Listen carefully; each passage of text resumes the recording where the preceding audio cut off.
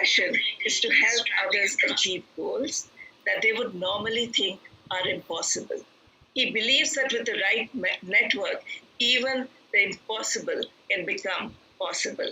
His vision is to impact over 1 million entrepreneurs to help them to grow and to transform their businesses by December 2029. Are we all ready to support him in this? I think this is something that's dear to all of us. So let's give him a big shout. And ladies and gentlemen, let me introduce and welcome Mr. Mac Srinivasan.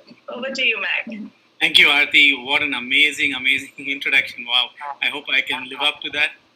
And thank you. It's always lovely to be here in Gurgaon with Aarti and Rakesh and team. I know we have at least 1,000 people almost registered. Gurgaon is the leading regions in the world. They always come in the top 10 regions across the world, and they beat over 8,400 other regions. So it's really amazing to see, Aarti and Rakesh, the way they've built both Gurgaon and Faridabad. And I'll just take a few minutes for the benefit of Mr. Shiv Khera, just to explain about BNI. We are the world's largest referral marketing organization for small and medium-scale entrepreneurs.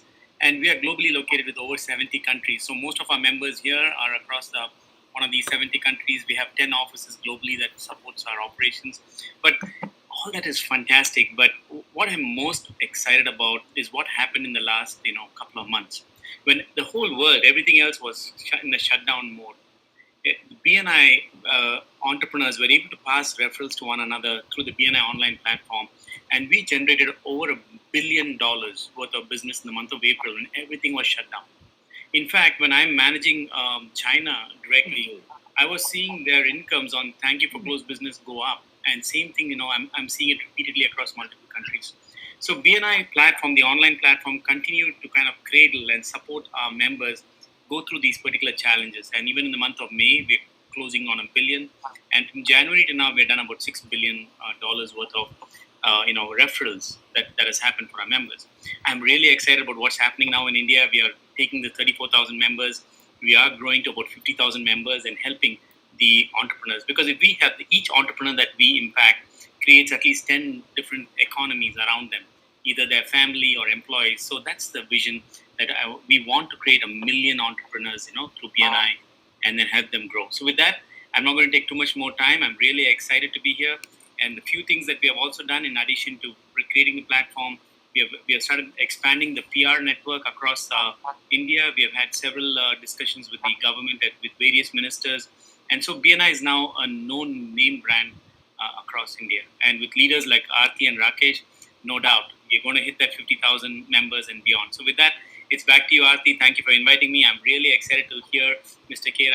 I'm a big fan of his, and I look forward to hearing him and being on the panel. Thank you so much. Thank you, Mac. Thank you. That was absolutely fantastic share, Mac. Thank you so much for inspiring us once again. Let me now introduce the person that we've all been waiting for and who we are all here to listen to, Mr. Shiv Khera himself. Now, ladies and gentlemen, our featured panelist, none other than Mr. Shiv Khera. Mr. Shiv Khera is an author, educator, business consultant, and much sought after speaker. So we in BNI Gurgaon and Faridabad, are really thankful that we have Mr. Khera here with us today. He has taken his dynamic personal messages to opposite sides of the globe, from the US to Singapore. His 40 years of research and understanding has put millions on the path of growth and fulfillment.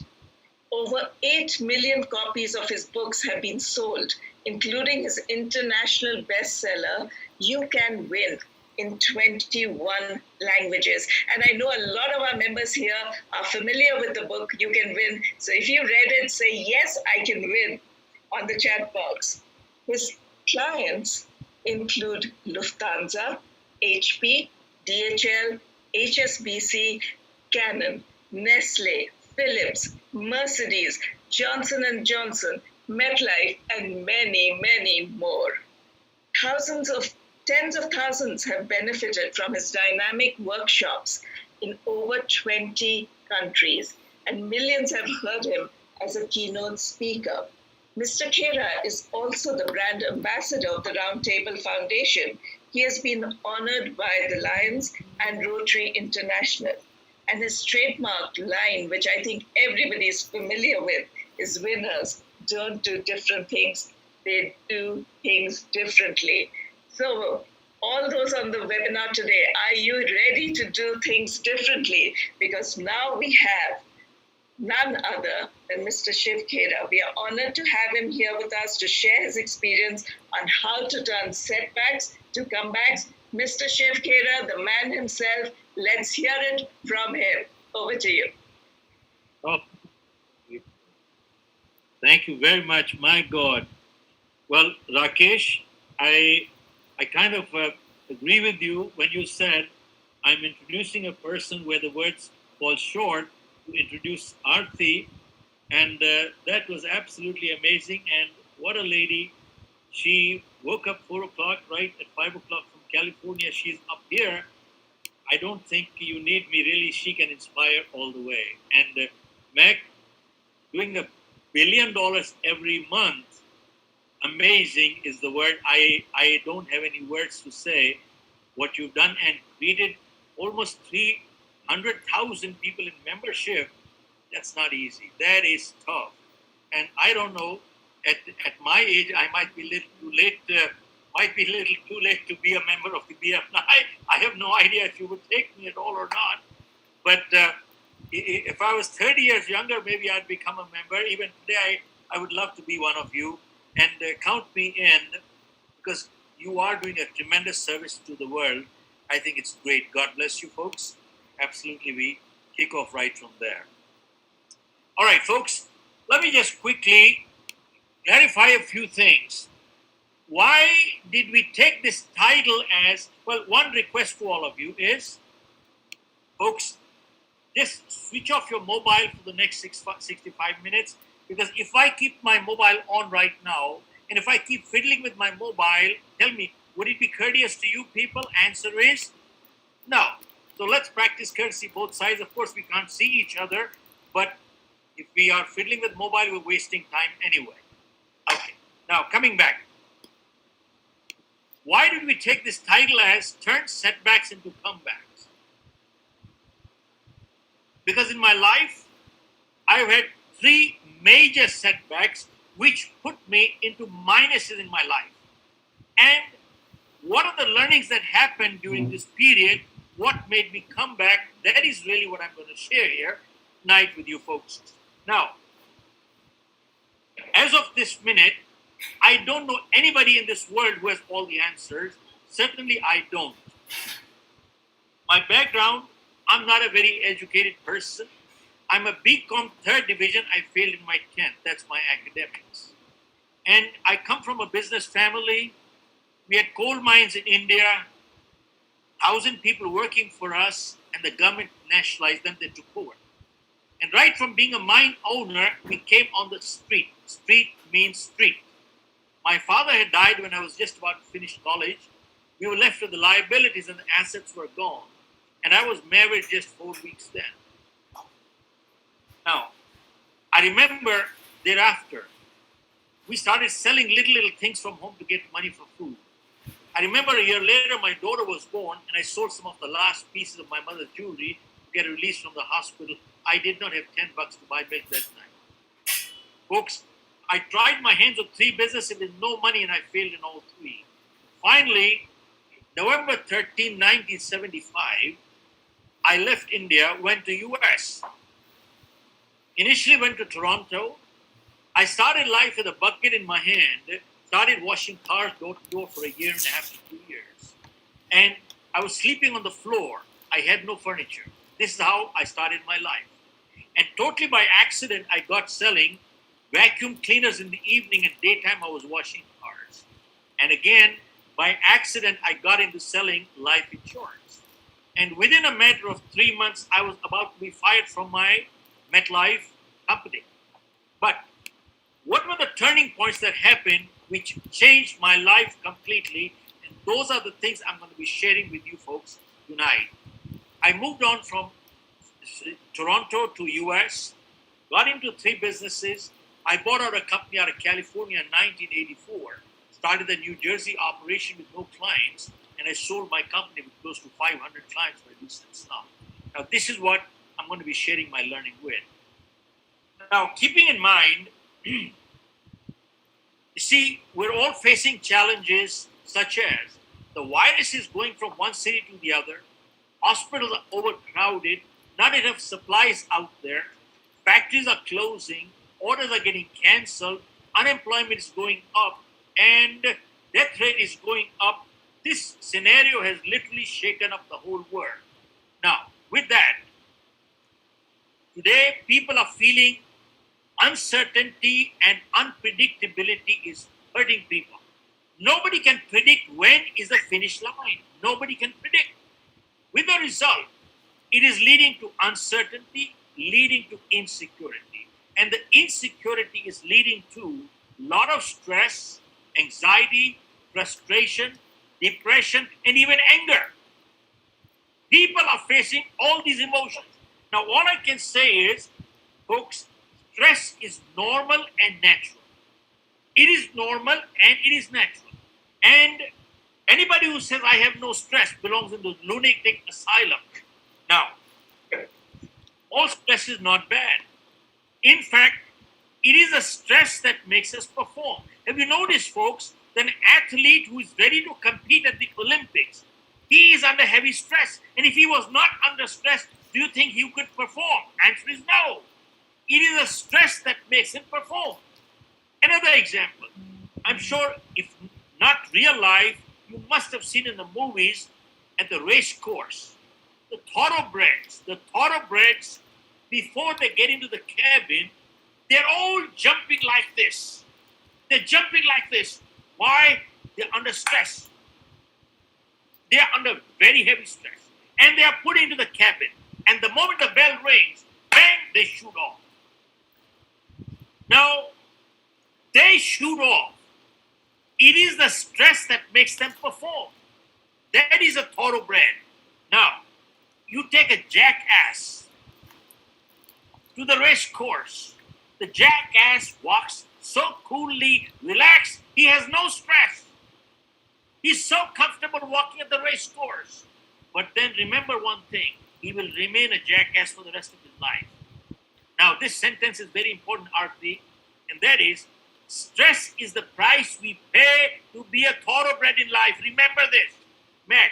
Stress is the price we pay to be a thoroughbred in life. Otherwise, you will be a jackass. Very crucial. Keep in mind, folks, all of us can handle stress. I repeat, all of us can handle stress. But what we cannot handle, Rakesh, is chronic stress. When stress becomes prolonged, that is the time we break down. Okay. Now, with that in mind, this crisis is impacting us three ways. One, our life. Two, livelihood. Three, lifestyle. Three things. Now, how is it impacting our life? One, nobody knows who will be in quarantine next. I repeat, none of us know who will be in quarantine next. Nobody knows. And two, what we do, who we meet, and where we go could be a matter of life and death. I repeat one more time. What we do, where we go, and who we meet could be a matter of life and death. So, one is life. Two is livelihood. Folks, all of us, everybody pretty much has been badly hurt because somehow or the other, our livelihood has been impacted. As an individual, our income stopped. As an entrepreneur, our businesses have stopped. Now, even the government's income has stopped. Government are collecting no taxes either. So literally everybody is facing a major crisis in cash flow. Now, who are the people who are worst hit? Now, to understand that, we need to understand there are three kinds of people in this world. One is the super rich. Super rich. Two, mediocre. Three, the poor. I start with the poor because they are the worst hit. They are the daily wage earners. They work during the day, earn in the evening. They work during the day, eat bread in the evening. They work during the day. Now, they don't go to work, they don't earn. They are the worst hit. Now, I'll come with the super rich. Folks, are you aware that the Apple computers, they have $200 billion in reserve. They don't have a livelihood problem. They don't have a livelihood problem. Now, guys like the Birlas, the Tatas, the Adanis, Ambanis, I would be totally surprised that if they also have a livelihood problem, I would be totally surprised. Now, then comes the mediocre people. Mediocre people are people like me and possibly many viewers who are looking at it. Will the crisis finish before the money, or will the money finish before the crisis? We're all concerned about this part. Will the crisis finish before the money, or will the money finish before the crisis? Okay. Now, I had another company in the US which I sold my company, which was a pension and tax consulting firm. And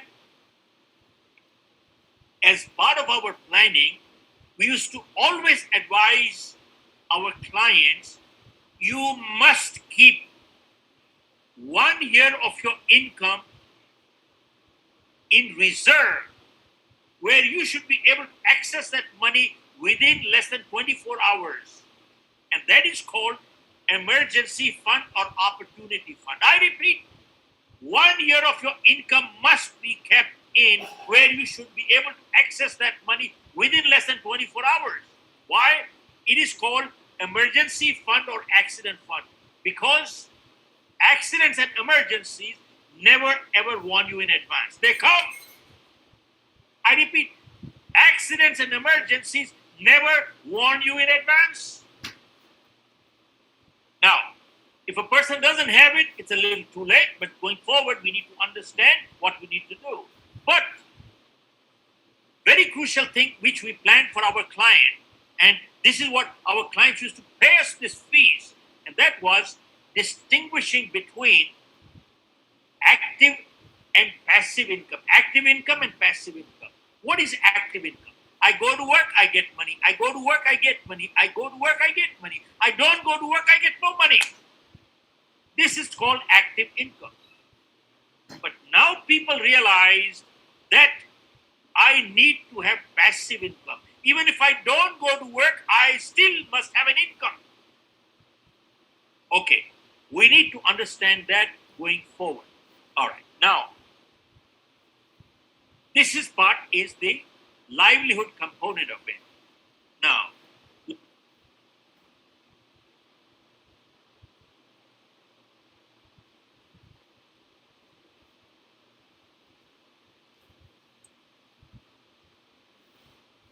Rakesh, the feed is to be redone. I think we've lost Mr. Khera. I think by Rakesh. mistake, pardon me? Oh, he's back. In the meantime, I think let's look at what happened right now, right? I really liked the stuff about stress, and we are all stressed out of our brains right now. But it seems to me that stress can actually, if you channelize it, it can become a very powerful force. What do you say, Matt? You must be under a lot of stress managing all these countries. I mean, you changed time zones like we change our jackets. That's true. I'm happy that Shiv Khera is back. So let's get back to the main event. But yes, I completely agree with what you were saying.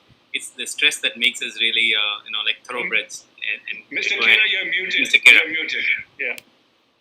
you did. Yes, now you're okay. Can you hear? Yes. Where was the last point? Where was the last point? I was now live. You were talking about passive and passive and income. Now I'm gonna stop that one. Now let's come to the lifestyle. Life, livelihood, lifestyle. Now let me share with you. See, till the lockdown came in, Everybody, we were all on the fast lane. Everybody was running. Where we were going, we didn't know, but we were all going. We were all busy. Nobody had the time. Nobody had the time. Now look at this, Rakesh. The amount of time-saving devices we have today. We have never had that many in history, and yet we don't have what? We don't have time. You know why? Because somewhere we messed up our priorities. Somewhere we messed up our priorities. And I'm not preaching here. I'm guilty here. I stand guilty here. And when we mess up our priorities, guess what happens? We forget to distinguish between what's urgent in life and what's important in life. Important may or may not be urgent. Urgent may or may not be important. But the funny thing is that whenever we ignore what is important, it always converts into urgent. Look at this. Health is important, but it's not urgent. Exercising every day is important, but it's not urgent. Now, if I have a crucial meeting tonight, and if I cannot exercise, it's not the end of the world. But if I ignore my health long enough, guess what happens? I will end up in the hospital. Now, look at this. Whenever we ignore what is important, it always converts into urgent. In life, relationships are important, but they're not urgent. But if you your relationship long enough, guess what? You start talking to your lawyers. Folks, whenever we ignore what is important, it converts into urgent. Now, you ask people, that is where people set up priorities. You ask people, why do you go to work every day?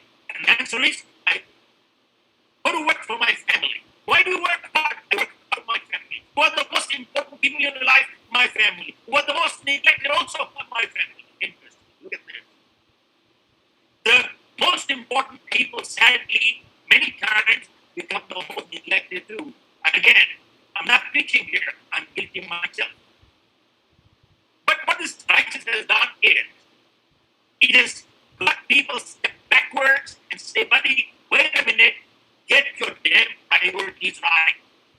Get your priorities right. And it has made people start thinking that, remember, you were on the fast lane running. And they realize one thing, today, direction is much more important than speed. I repeat, direction is much more important than speed. If your direction you're going in the if you have speed and you're going in the wrong direction, you will mess up big time. Okay. I'll stop here. Now, as far as this crisis is concerned,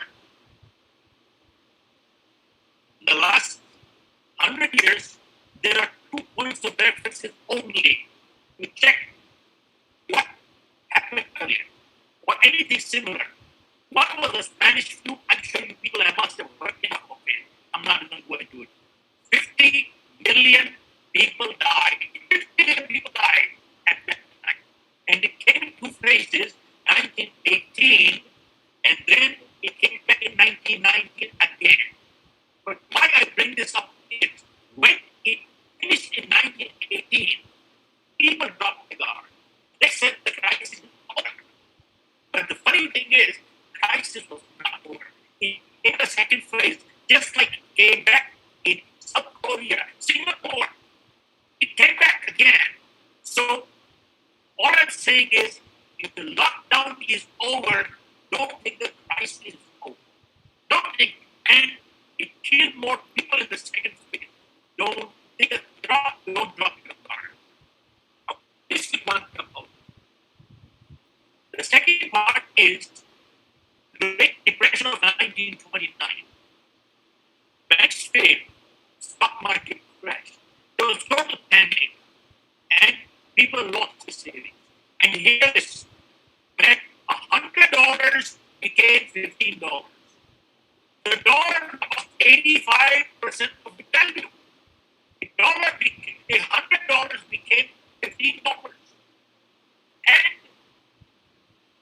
15 million people got unemployed. I think 15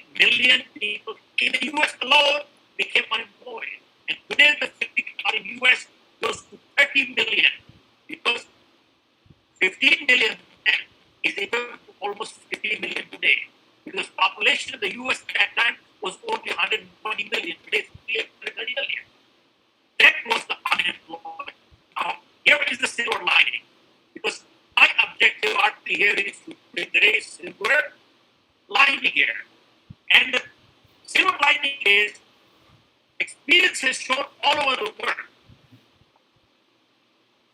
wherever unemployment has gone up, self-employment has always gone up. Matter is, whenever unemployment has gone up, self-employment has always gone up.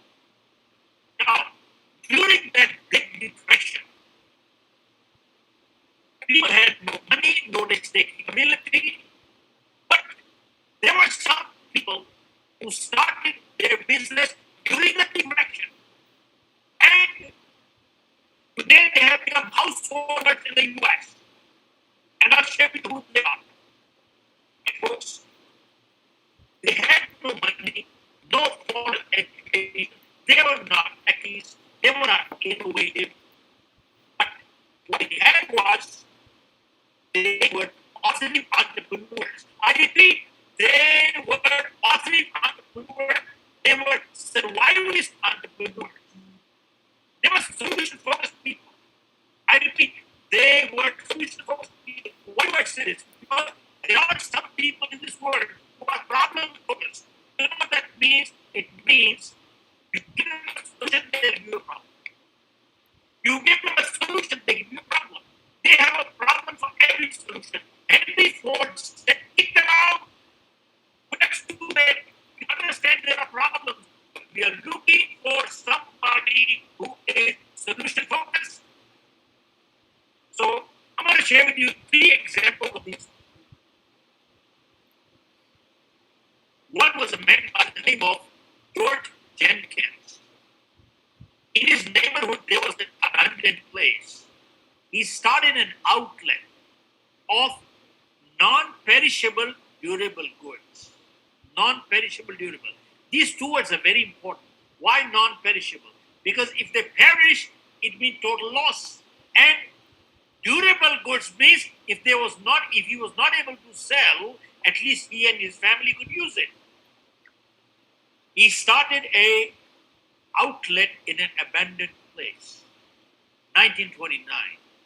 And folks, today, this man does $30 billion. $30 billion a year. His net worth is $6 billion. He has 1,000 outlets in the US. And the store's name is called Publix Supermarket. Go Google it, check it out. Publix Supermarket. Second example was, there were 2 brothers, Gallo brothers in California. And they were struggling to make ends meet. So they started life crushing grapes to make wine. But nobody would buy it. They had no money. Gallo brothers started selling the wine 50% below market. 50% below market. And today, they have the Gallo Winery in California, which is one of the largest in the US.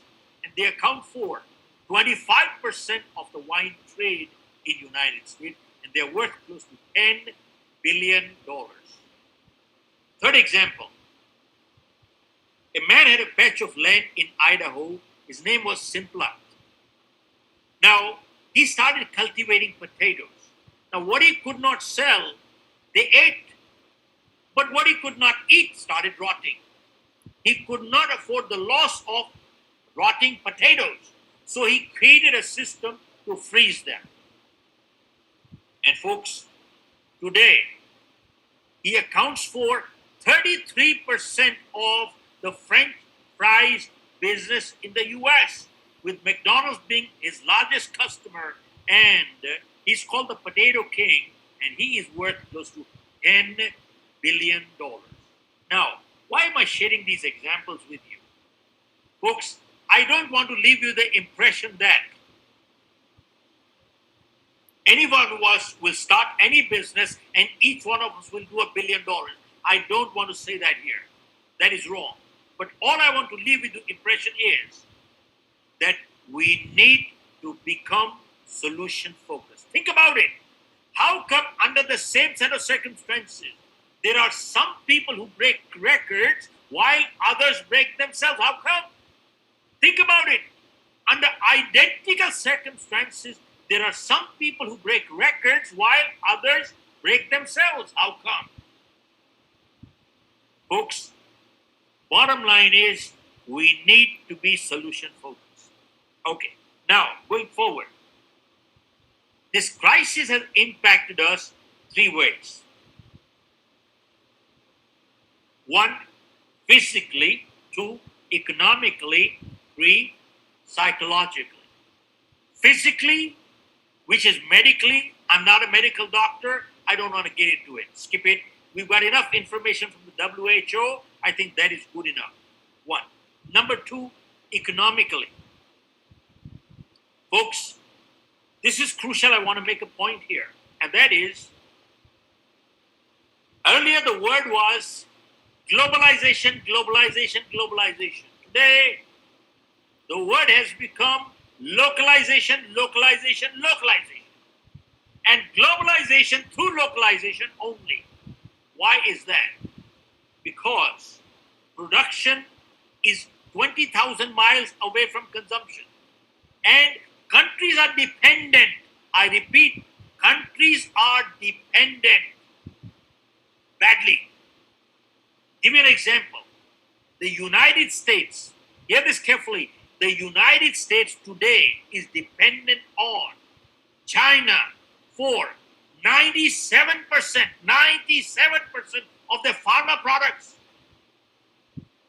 All of a sudden they woke up. What if things go wrong? What if things don't work out right? We're held to ransom. Where do we go? So people are saying we must become localized and self-dependent, self-sufficient. And people are talking of getting the production close to consumption. See, with robotics coming in, artificial intelligence, labor component has gone down drastically. You don't need that labor anymore. So therefore, people are saying, let the production come to consumption here. And one more thing, there are many business people listening today. They have realized one more thing, that bottom line is more important than top line. I repeat, bottom line is more important than top line. And one more thing is that with this crisis, people have realized one more thing on discretionary and non-discretionary spending. People have realized one more thing, that money in the bank is more important than having 35 shirts in the closet. I repeat, money in the bank is more important than having 35 shirts in your closet. And one more, money in the bank is more important than having a car worth $250,000 or $100,000. Guy says, I need money in the bank. That is why everybody, including Warren Buffett, says, cash is king. Cash is king. Okay. Now, the third part is psychologically. This is the emotional part, which is where I'm going to stress the most here. Folks, I noticed one thing. People who are emotionally strong, they are coming out stronger out of this crisis. I repeat, people who are emotionally strong, they are coming out stronger out of this crisis. And people who are emotionally weak, they are the ones who are creating problems in their own families. They are fighting. Every little thing is irritating each other. And WHO came up with a report which said domestic violence has gone up by 50%. I repeat, domestic violence has gone up by 50%. Folks, this is the emotional aspect. Now, let me share with you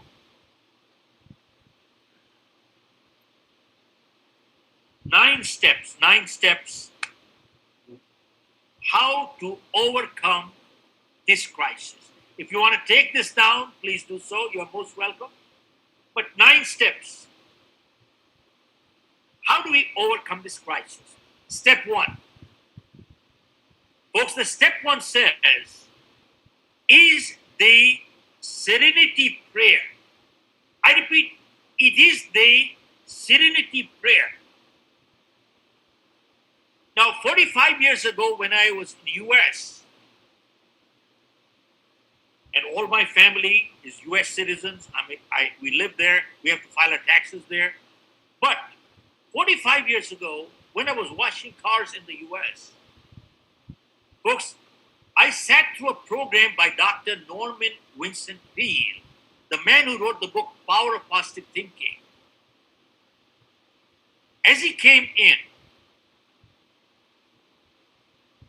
he looked at the entire audience. There were probably 1,000 people. And he looked at everybody, said, "It appears all of you people are so cool, calm, relaxed, comfortable. It appears nobody has a problem here." Then he asked, "Does anybody have a problem here?" Guess what? Everybody raised their hand. Yes, we have a problem. Who doesn't have it? Then he asked, "How many people would like to get rid of the problem?" Again, everybody raised their hand. We'd like to get rid of the problem.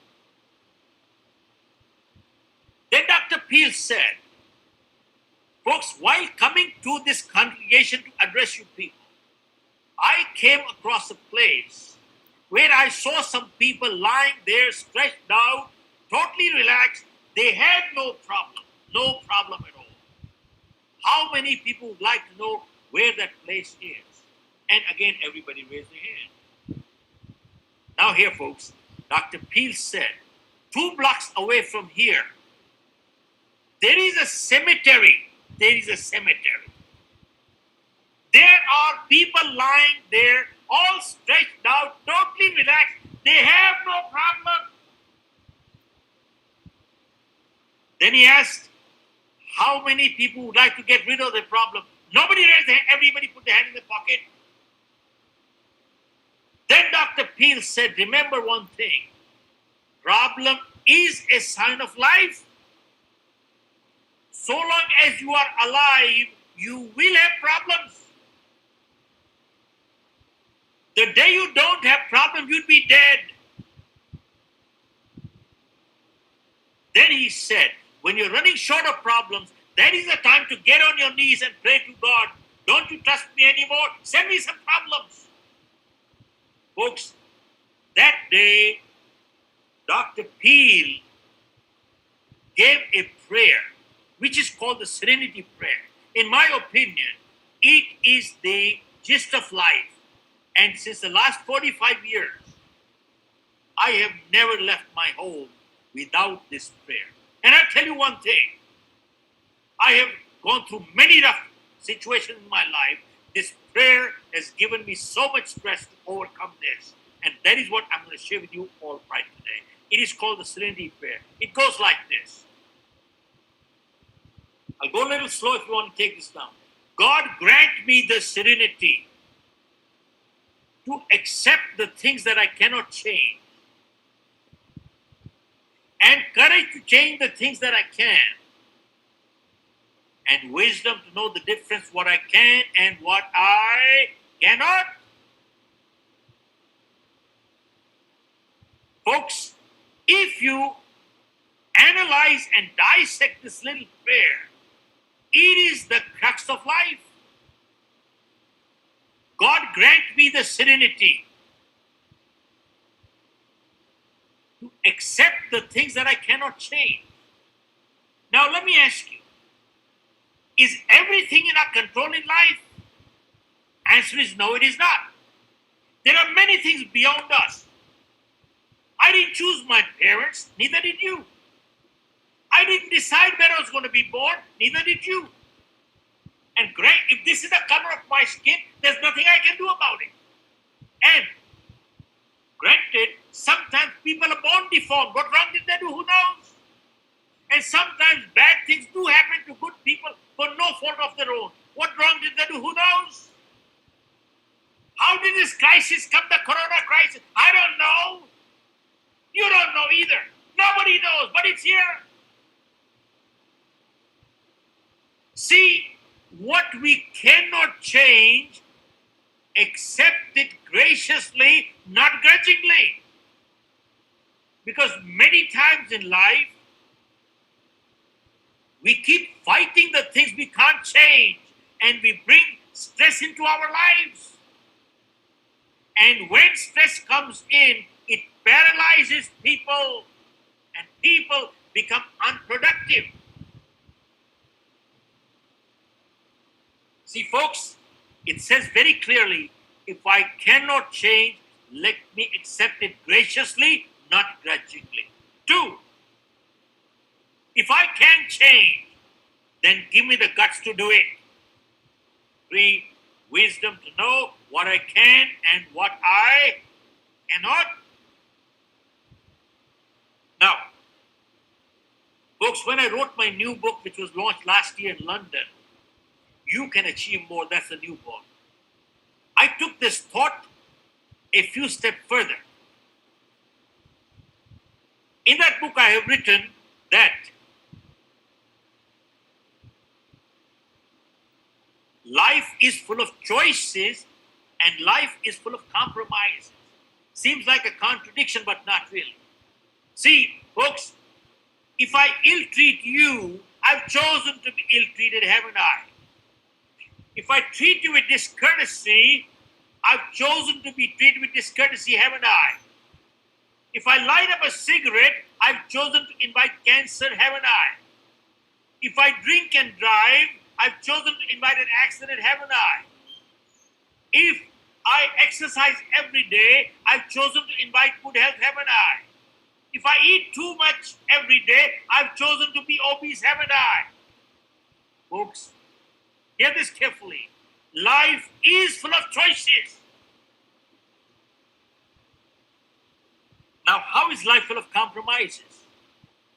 Folks, we cannot choose the cards that are dealt to us. What we can choose is how we play the game. See, sometimes nature gives us a lemon. The choice is ours. Do we cry or do we make lemonade? That's a choice. Now, folks,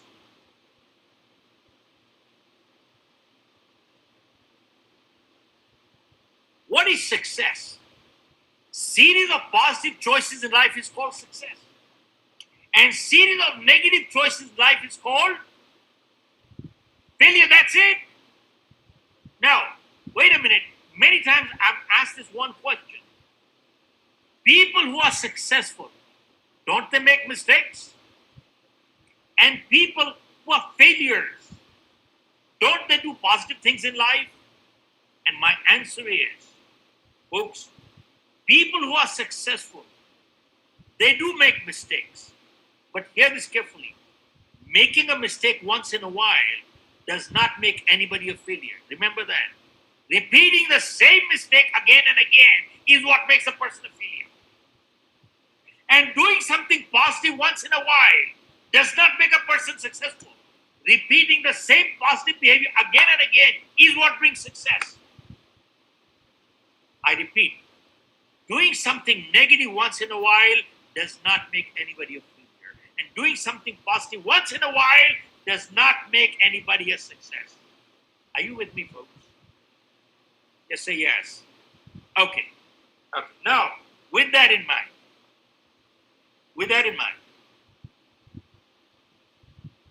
step two, to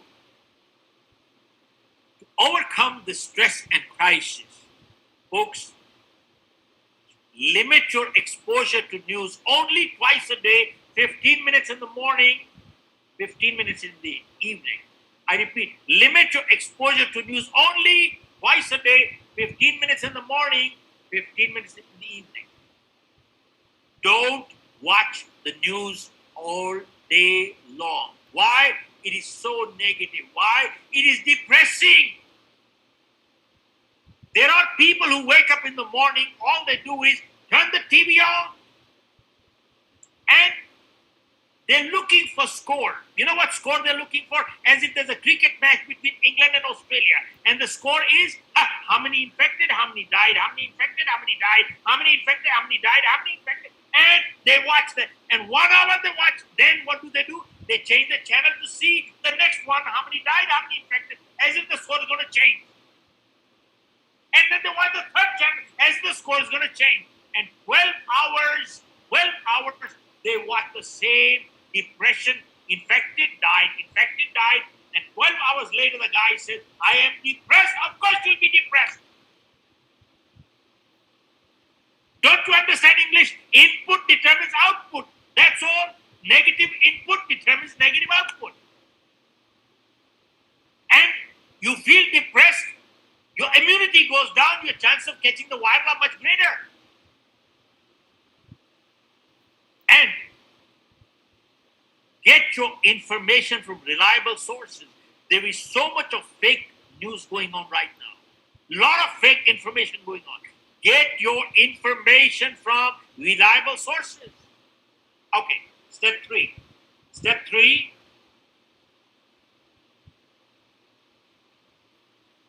convert your downtime to uptime.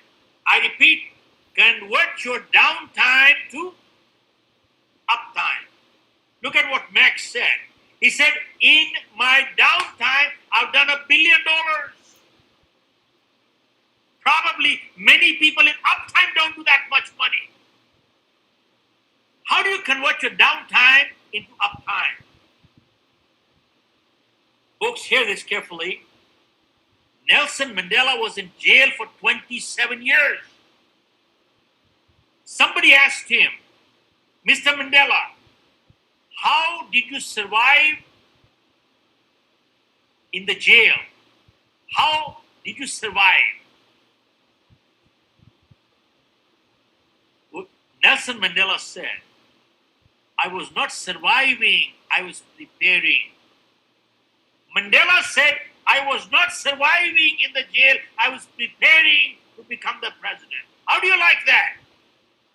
He said, I will not let the crisis define me. I will use the crisis to define me. Hello? Hear this. I will not let the crisis define me. I will use the crisis to define me. Man, what a message. What a message.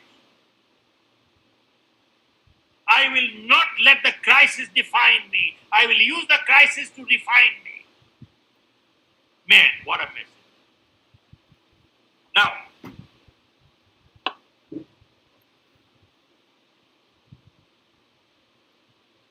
before the crisis came in, there was a survey conducted in the US which said an average American watches 3 to 4 hours of TV per day.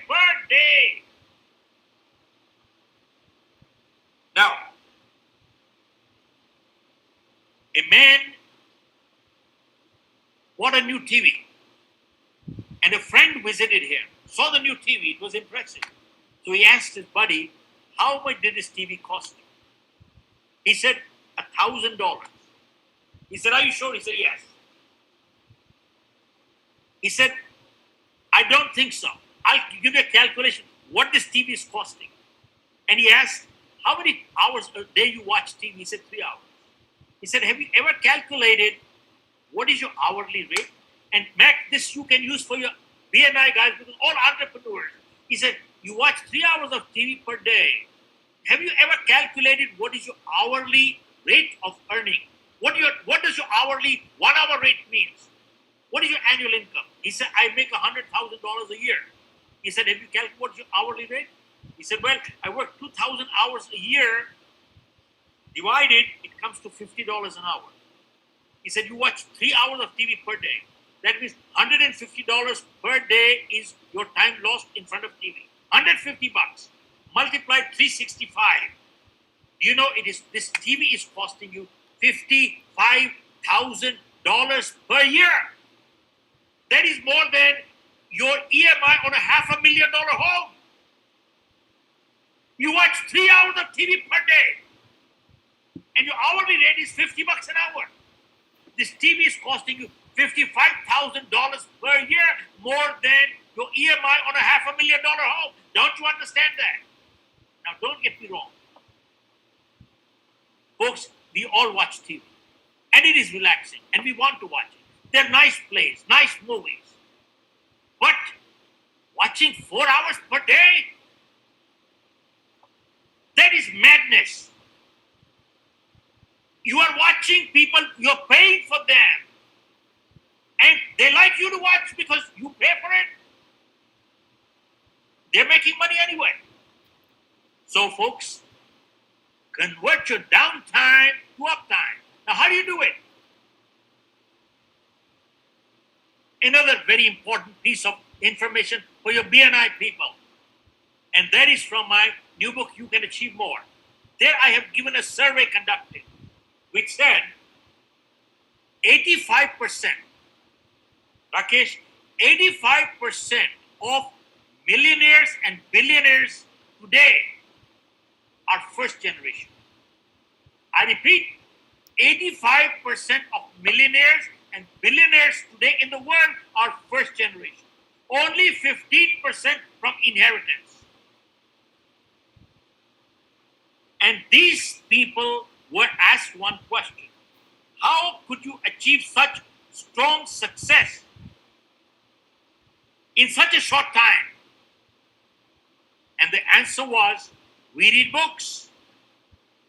What kind of books do you read? How many books do you read? And the answer was, we read 50 books a year. 50 books a year. 50 books a year means one book a week. One book a week. Multi-millionaires, billionaires read one book a week. Warren Buffett read a book. Bill Gates reads a book. And they were asked, what kind of books do you read? And the answer was, we only read self-help books. Only self-help books. We don't read fiction. Why? Fiction is fiction is fiction. Will remain fiction. I can't relate to it. Self-help book, he said, one good idea could be worth $1 million. I repeat, one good idea is worth $1 million. Now look at this. Multi-millionaires and billionaires read one book a week. What does it tell you? There is a correlation between learning and earning and learning and earning and learning. And you learn and you earn and you learn and you earn. How do you like that? Amazing. And there are people who say, I don't have money, I don't have time. You know something? People who say, I don't have money to buy books. Are you aware that every book in this world is available for free in the library? But they will never do it. These multimillionaires, they're running businesses, they take out the time. But there are people who are unemployed, there are people who don't want to do it, and they say, I have no time. And they watch 8 hours, 10 hours TV every day. They watch 8, 10 hours of TV every day. Now, let me share. Don't get me wrong. In the first few days of the lockdown, I also watched 8 hours of TV. Don't get me wrong. I messed up too. But then I kicked myself. I said, Shiv Khera, what are you doing? I went to my library. And folks, I have to tell you, I found out my library has 250,000 books. My library alone, which is more than many libraries outside. And I saw many of my books lying there. I had read half of them. I pulled out all my books that I had read half, and I started rereading them again, which I used to do, and I stopped. One day I was reading a book till 6 o'clock in the morning, then I couldn't get up till 2 o'clock. All right, so what? I didn't waste my time watching TV.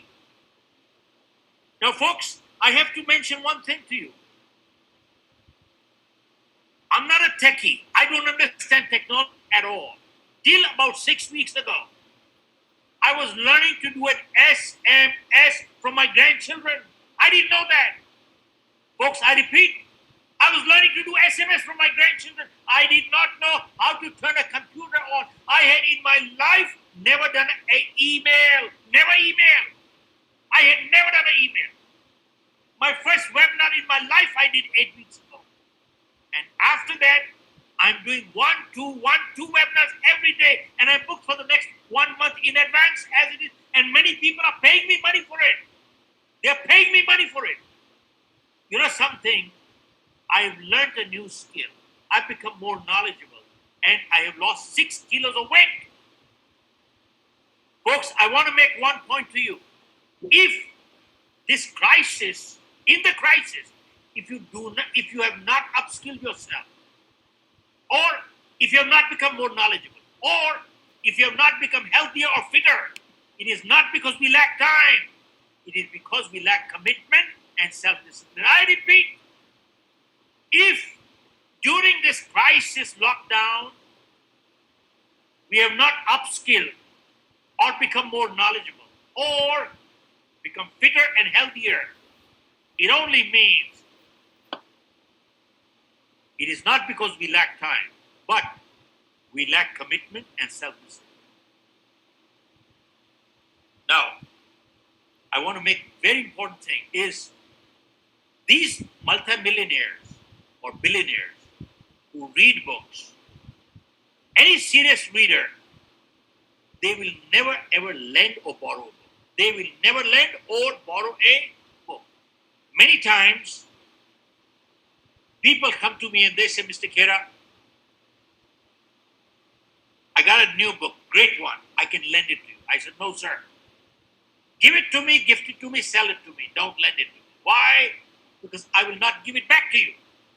Why? Because when I read a book, I always sit with my pen and pencil and my notes and my highlighter. I make notes on the side of the book. Why? Because I learned one thing in my life. Reading a good book once is never good enough. You know why? Because when you read the book second time, you don't find anything new in the book. You find something new in yourself. I repeat, when you read a good book the second time, you don't find anything new in the book, but you find something new in yourself. Folks, we need to understand how to turn a downtime into uptime. That's the key. Step 4. Step 4.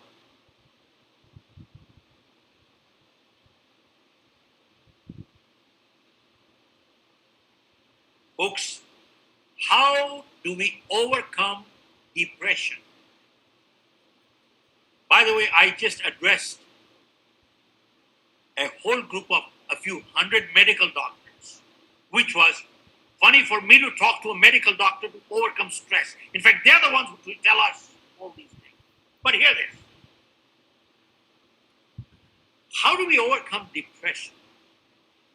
I get calls, multiple calls sometimes during the day, and people think I have the answers, which I don't. But I got a call the other day, somebody saying, Mr. Khera, I'm very bored, I'm feeling depressed. Now, I said to them what I had to say, but I learned one thing in my life. Hear this, folks, remember, only boring people in life are bored. I repeat, only boring people in life are bored. And they say, how do we overcome depression? Folks, I share with you a treatment for depression given by, not me, a world-famous psychiatrist by the name of Dr. Carl Menninger. The Menninger Clinic, even today, is the last word in psychiatry in the US. And somebody asked Dr. Menninger, Doc, if you knew for sure, guaranteed, that one of your patients was coming up with an attack of depression, what treatment would you prescribe? They were thinking that he would write some medication. But here is what Dr. Menninger said. He said, if I knew for sure, guaranteed, that one of my patients was coming up with an attack of depression, I will tell them, go home. Lock yourself out of the house. Go to the other side of town. Look for somebody who's in trouble. Just help them. And your depression will go away automatically. He said, find somebody who's in trouble, help them, and your depression will go away automatically. He said, you know something? Poor people don't get depression. You know why? They're so busy earning a living. They're so busy. They have no time to get depressed. He said, depression is the disease of the rich. Poor people have no time to get depressed. Look at this. I do a lot of fundraising, well, some fundraising for the Rotaries and the Lions and the Round Table.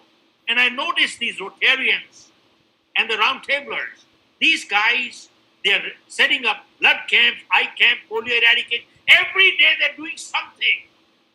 I've never seen these people depressed. Folks, this is what is called the depression is the disease of the rich. If you're busy, you have no time to get depressed. Okay, step five. Step five. To overcome this crisis, folks, build positive relationships, which is what BNI is all about. They're talking of networking. Networking. Folks, keep one thing in mind. Your greatest asset in life is not your bank balance. I repeat, your greatest asset is not your bank balance. Your greatest asset is your relationship balance. You know why?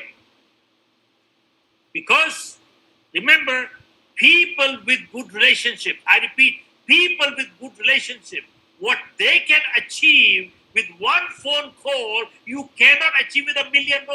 I repeat, people with good relationships, what they can achieve with one phone call, you cannot achieve with $1 million. True? Yes, no. Yes, no? Aren't they true? Okay. I repeat, what people can achieve with good relationship, they can achieve with one phone call. You cannot achieve with $1 million. Now, why do I bring this point here? Very crucial.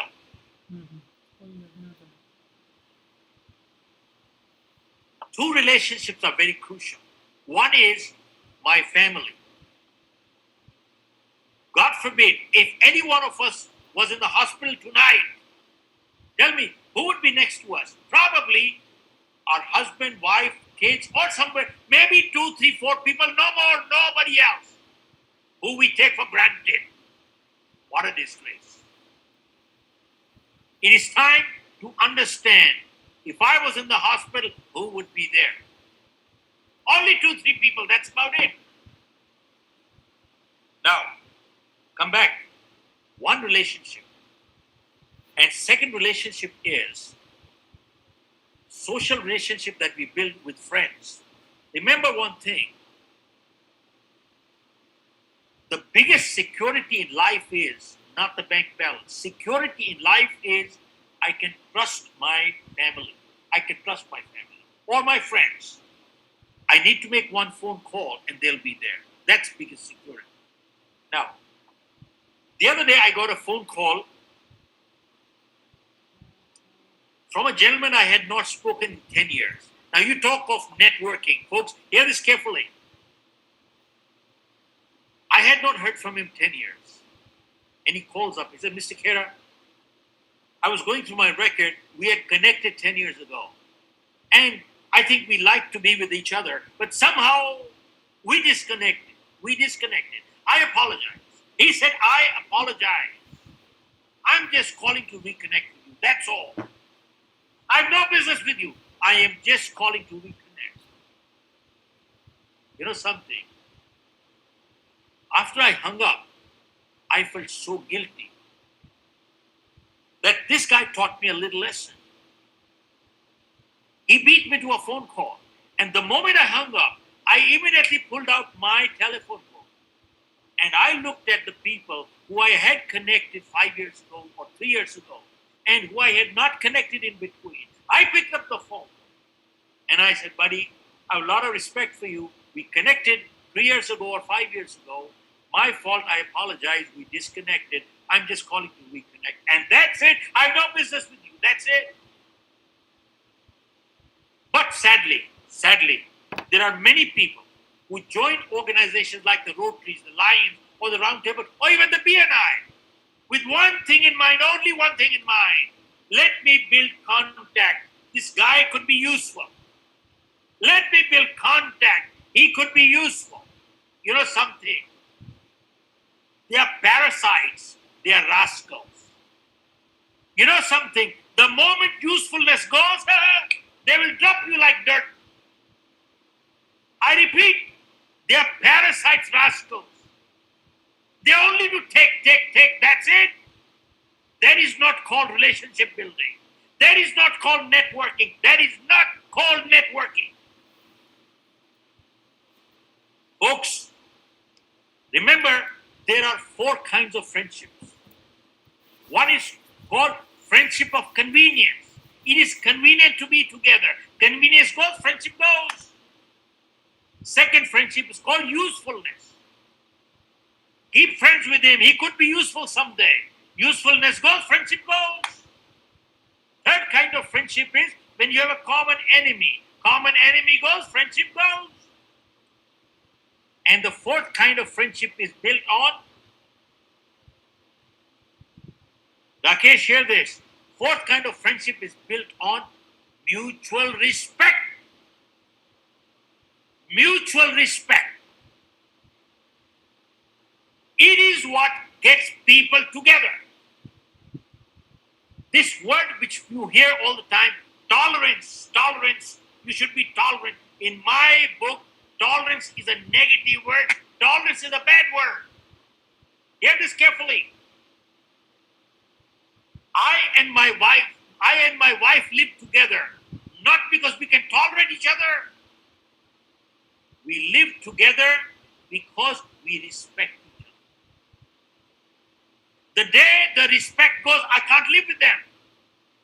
You know, tolerance means postponing the blast. Tolerance only means postponing. We live together because we respect each other. Are you with me? Mac, are you with me, sir? Okay. Now, I want to make a point here. Don't get me wrong. Remember, networking, helping each other. Helping each other. Helping each other is a duty of a friend. If I have a friend for 20 years and God forbid tomorrow he has a problem, who's he going to come to? Obviously the friend who's been 20 years, he's not going to make new friends tonight. And it is my duty to help. It is my duty to help. I'm not doing any obligation. And if I don't help, I'm not behaving like a friend. Unless he becomes a drug dealer. Well, that's a different issue. But remember one thing. Helping each other is never the purpose of friendship. If it is the purpose finishes, friendship finishes. Remember, helping each other is a duty. But remember, it is always incidental to friendship. I repeat, it is always incidental to friendship. In Singapore, I came from a dinner get-together. I met a gentleman in the lobby, saw my tie suit, said, "You came from a get-together?" I said, "Yes." And disgustingly, what the man asked me, he said, "I hope you met some people today who could be useful to you." I had in mind to give a little bit piece of my mind to this guy. You know something? These are parasites. I said, all you can think of it, who could be useful to you? Don't you understand that meeting a good human being is good enough? I repeat, meeting a good human being is good enough. Helping each other is incidental to relationship. But if you're only looking to get in life, you will never build networking like this. If you want to build good relationships in life, learn to give first before you get.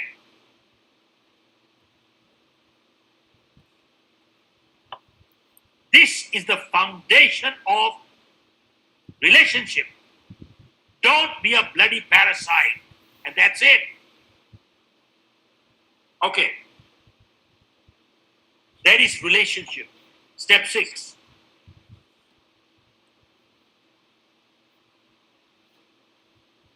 Become a proactive person. I repeat, become a proactive person not a reactive person.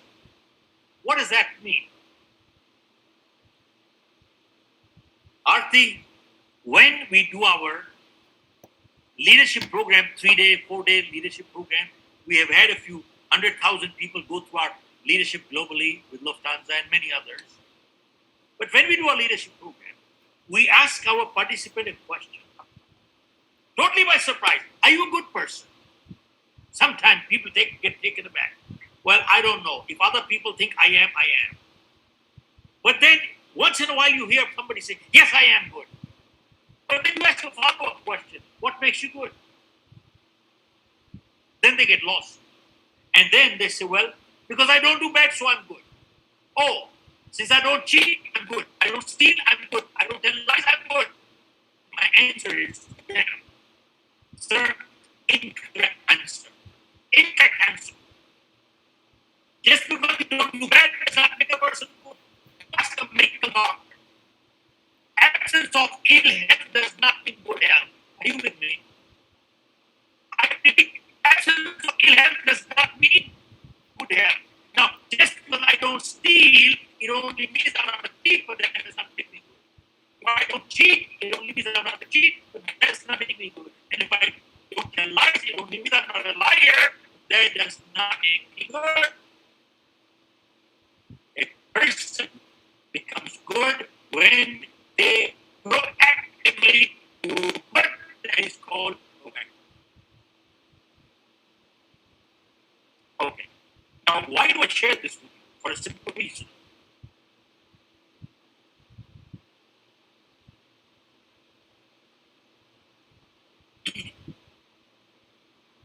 I have learned one thing in my life, especially doing the leadership program, and all realize, one word, all realize, you're all leaders. Everybody's a leader. Leader an organization, leader a family, leading something, we're all leaders. I've learned one thing. A good leader always stands for something and always stands against something. A good leader is never neutral. Folks, if they are neutral, they're politicians. I repeat, a good leader can never be neutral. If you stand for something, you always stand against something. See, folks, if you stand for good, you stand against evil. I repeat, you stand for good, also stand for evil. Are you with me? Rakesh, are you with me, sir? If you stand for good, you can't stand for evil. You must stand against evil. You can't be neutral. Okay. Now, why do I share this with you? Because in my life, all through, I have never been the neutral person in my life. I've never been it. I have thrown lies on the sides. Now, I'll share. I have no compassion for enemies of humanity. I have no compassion for enemies of humanity. Who are the enemies of humanity? I have seen videos from New York, Europe, India, many other places where people who have been infected with coronavirus, many of these people, they are beating up healthcare professionals. They are beating up doctors. They are throwing stones at the nurses. They are spitting at the security people. They are spitting at the police. They are spitting at those people. And not only that, they are spitting and lacing vegetables. They are spitting fruits. And they are spitting on electric vehicles. Knowing fully well they are affected, but they want others to be affected now. This is sadistic behavior, isn't it? This is what I call the enemies of humanity. I have no compassion for them. Now, why do I share this with you? I believe a large audience that is watching today is probably large number are from India. And let me share with you something crucial, and probably many people can do it outside. I was doing a program for about 5,000 people. And a man from the audience came up to the dais and he asked me, Mr. Khera, are you a Gandhian? Are you a Gandhian? I said this in front of many people, including the bureaucrats, many places. I had some ministers who attended my webinars. I learned one thing in my life. Folks, don't start asking questions till you clarify, number one. And number two, many times the best answer to a question is a question. So I asked this man, tell me, how do you define a Gandhi? What are the criteria of being a Gandhi? So he says, well, there are three pillars of Gandhi, three Gandhians. One is Gandhi believed that with love you can win everybody in this world. Number one. Number two, Gandhi believed in tolerance.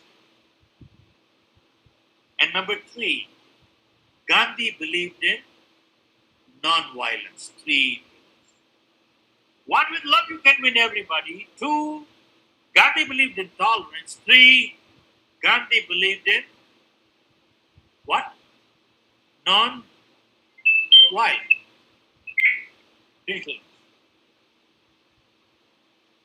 So I said, well, I don't know what came to my mind. I said, at least we Indians, to us, our epics are the Mahabharata, the Bhagavad Gita, the Ramayana. I said, I've not read them. I have not read them, but I've heard them. And I said, tell me, you heard Ramayana or read of Ramayana? What's Ram a Gandhian? Mr. Khera, I'm sorry to interrupt you. Your voice is cracking, Oh, Yeah, can you hear me now? we can hear you, but it keeps cracking in between, like sometimes very badly. Okay. Okay. So Now you're saying it's okay. now it's okay? Yes. Okay. All right, let's keep moving with that. All right, I'll make sure that now the only I said, well, let's look at the three things. The last was Ram a Gandhian? Was Ram a Gandhian? So let's look at the three things you said. Was he able to win everybody with love? Answer is Arti, was he able to win with love? Answer is no, he was not. Number two, you said the second pillar is tolerance. Did Ram say, I'm a very tolerant person? I tolerate kidnappers? No. You kidnap my wife, and it's all right, I'll get a second one. You'll kidnap a second one, I'll get a third one. You'll kidnap the third one, I'll get a fourth one. Did he say that? Ram said, no. I don't tolerate kidnappers. Right? Three, was non-violence. Tell me, what did Ram have to do? He had to get to violence, even for self-defense. He had to do that. So I said that means Ram was not a Gandhian. I said, if you look at our history and go through many other things, our Sikh Guru, the 10th Sikh Guru, Guru Gobind Singh Sahib, also he fought against the forced conversion.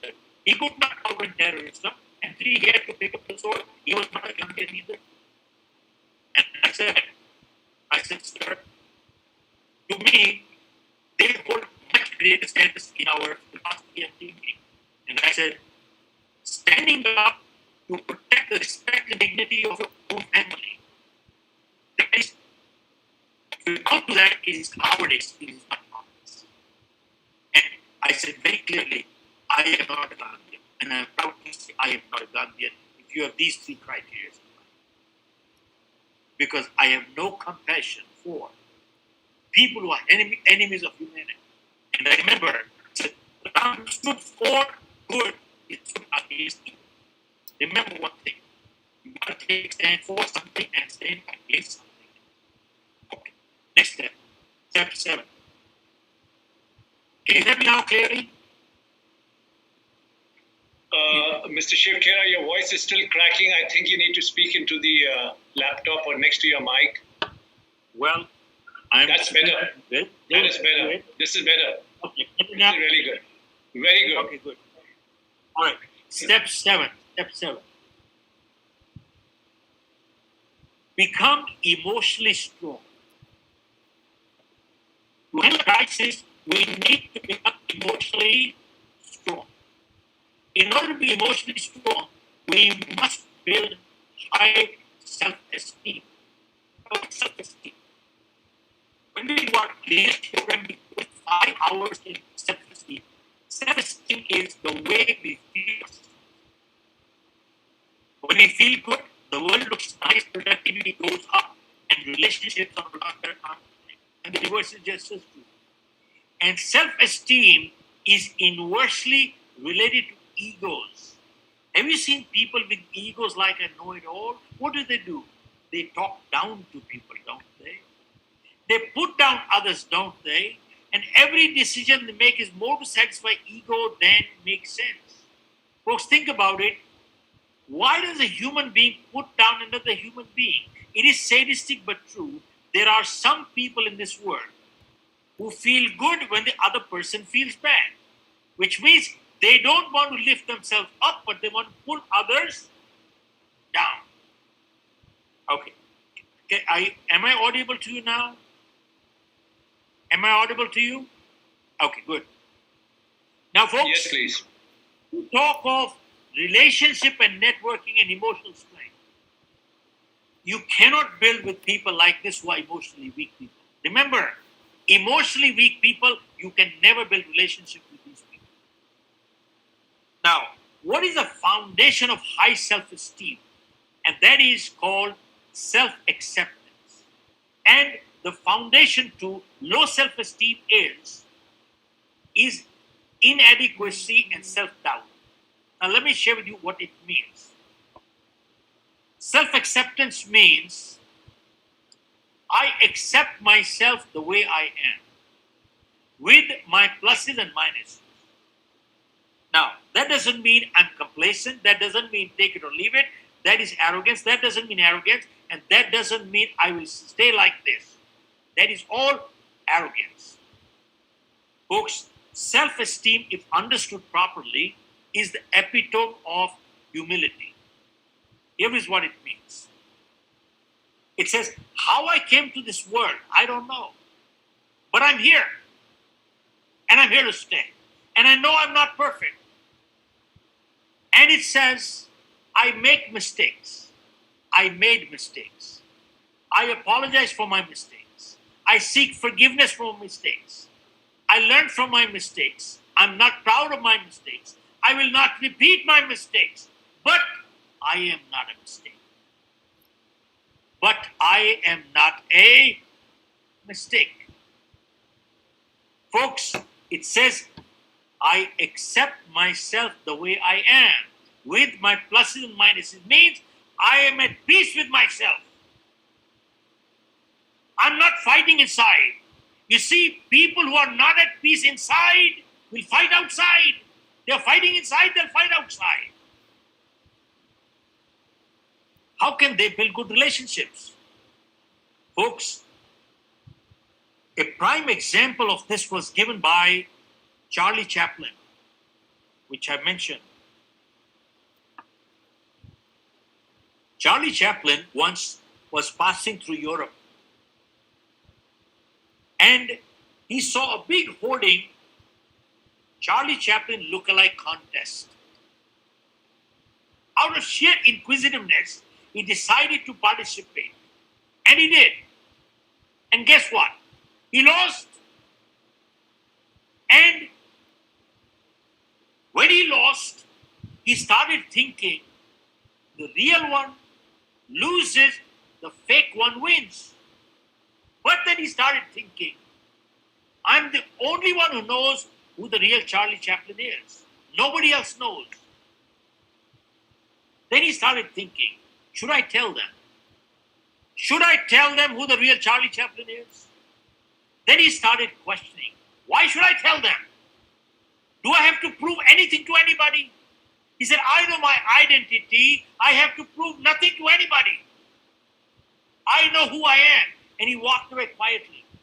He walked away without telling anybody anything to anyone. He said, let them win. Who cares? I am at peace with myself. I accept myself the way I am. I have to prove nothing to anyone. Remember, this is not called arrogance. This is not arrogance. I stop here. This is emotional strength, and you move out. Okay, number eight. This is second last.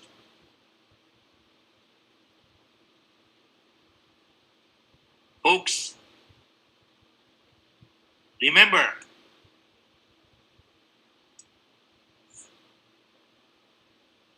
build faith. Faith gives you strength. Blind faith leading to superstition makes people weak. I repeat, faith gives strength.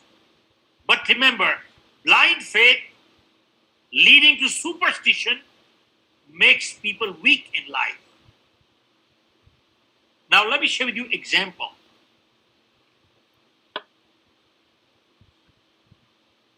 This is globally many places. One of the biggest damage, at least done to the Indian subcontinent by the media, has been newspaper, or you open up the TV. The first thing you do is you see somebody sitting there in saffron with a few tilak here, and they're sitting with horoscope. And the guy says, give me your name, where are you calling from, what is your place of birth, time of birth, and tick, tick, tick, tick, tick, tick, tick, tick, tick, tick. And he says, Pitri dosh, Patni dosh, Putri dosh, Falana dosh, and Shani chad gaya, Shani chad gaya, Shani chad gaya. Now let me ask you, and then he gives you the solution. Shani ko utarne ka upay kya hai bhai? Utarne ka upay, way to get rid of Shani. Let me ask you, if it was so easy to get Shani in, Shani out, Shani in, Shani out, Shani in, Shani out, then the whole world could be get rid of terrorists all the world. Send Shani there, get rid of it. What a joke.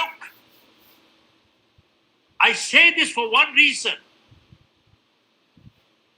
If you read the life histories of Swami Vivekananda, Swami Dayanand, Guru Nanak, they never believed in these things. Never.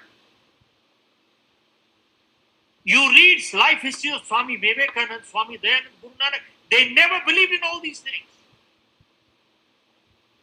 You go check out all in Sikh families, they don't check horoscopes. There is no Mangalik. All weddings are done on a Sunday. Sunday doesn't sit right, they do it on a Saturday. Saturday doesn't sit right, they do it on a Friday. I bring this point for a very important reason. And that is, I strongly recommend people, there was an article written in India Today about 1 year ago on astrology. And it said, because of false belief,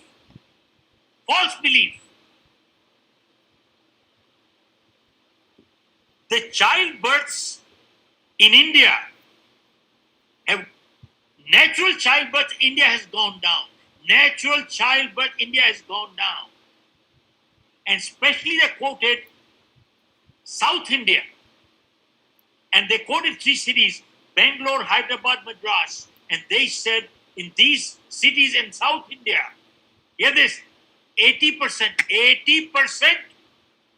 of childbirth is done through C-section operation. 80%. You know why? Some astrologers said, this is the time to pull out the child.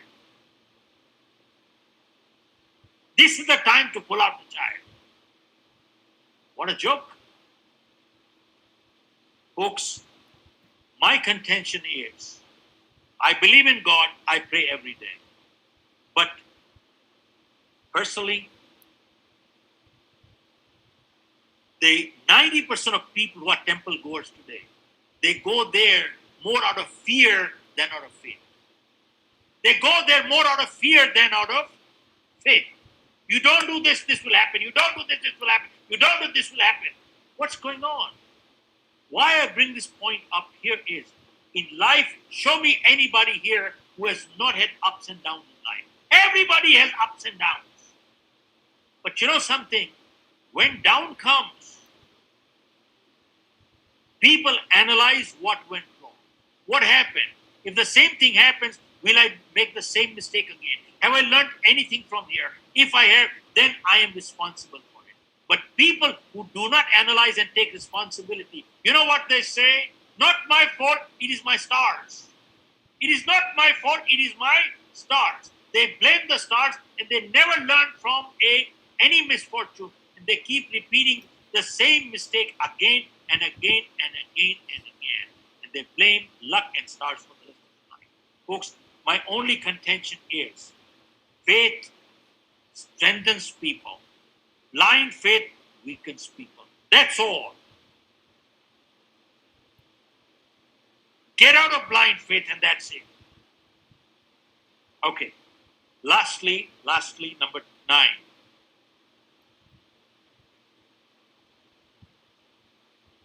Folks, this is time to give back. We are grateful to God. We have a home to live. We have food to eat. But there are many, many, many people who have no food at all. And I've seen on the TV, the videos, the news, all over the world, there are many good people, many, many, many good people who have come forward. They're giving their time, their money, their food. They're giving many things, which is excellent. But, folks,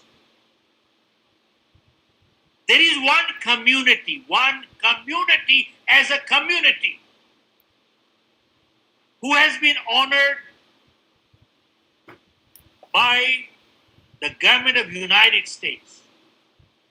They've been honored by the government of Canada, by the government of England, by the government of New Zealand, and by the government of Australia. For their service to humanity, this one community has been honored all over. And that community is, guess what? The Sikh community. The Sikh community. Folks, they have served all over the world. Amazing. Their concept of langar, Gurdwara langar, even before the crisis, they were feeding thousands and thousands. And today they are feeding millions and millions. You know why? Because the philosophy of Granth Sahib is, they are caring people. 1, they are caring people. 2, they are sharing people. They share. And 3, they are daring people. They have the guts and courage to fight against oppression.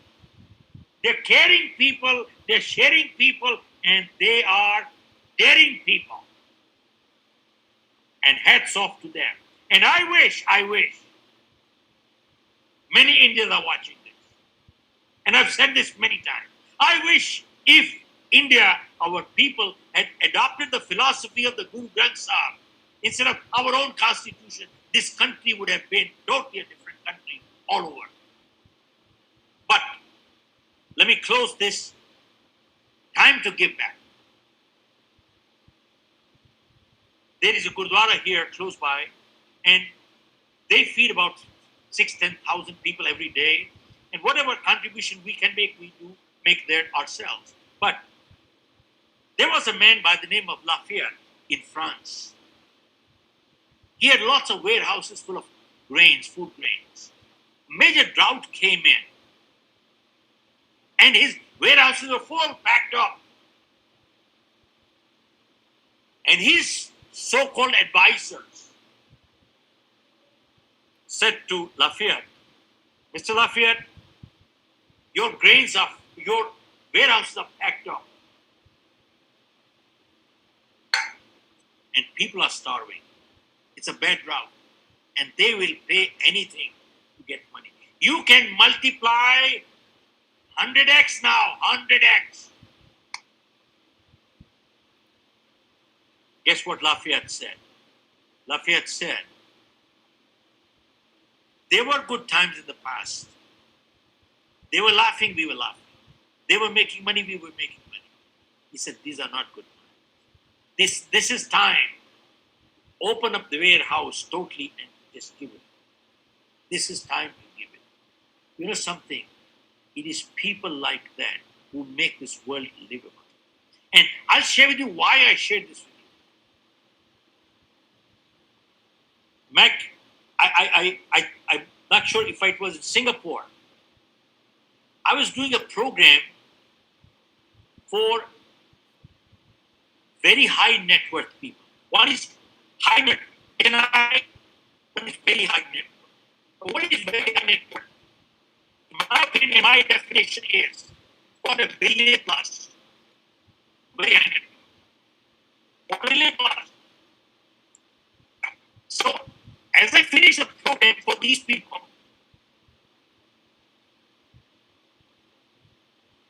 one person came up to the group and he asked me, Mr. Khera, tell me, when a person has got $500 million, billion, 50 million, why does he keep working and making more billions?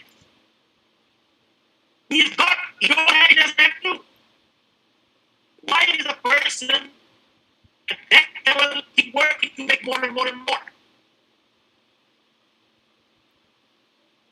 Folks, this is the only take home you have from this program today. For all your people here are being here together would be worthwhile. And here's what I said to him. I said there are two kinds of people in this world. One person, billionaire, is suffering from inferiority complex. He keeps making more and more and more to keep a score, to keep up with the Joneses. How come they have this, I don't have it? How come they have this, I don't have it? How come they have this, I don't have it? How come I don't have it? He's got 50 million, I must have 100 million. If he's got 100 million, I must make 200 million. He's got 200, I must have 300. He's got 300, I must make 400 million. You see, if I have less, I'm inferior. They are, hear this sentence very carefully, they measure their self-worth by the net worth. Hello? They measure self-worth by their net worth. They don't understand. People make things, things don't make people. You take the things away, they die out of shame. And they keep up a score to cover their what? Inferiority complex. And they make money. And they sit on the treasure like a bloody snake and do nothing for society. That's one breed. But here's the second one. The second billionaire is, he thinks the more I make, the more I can give. The more I make, the more I can give. The more I make, the more I can give. Look at this guy, Warren Buffett. Warren Buffett is worth $40 billion. Probably gave $39 billion to charity. Bill Gates got $33 billion, gave $32 billion to charity.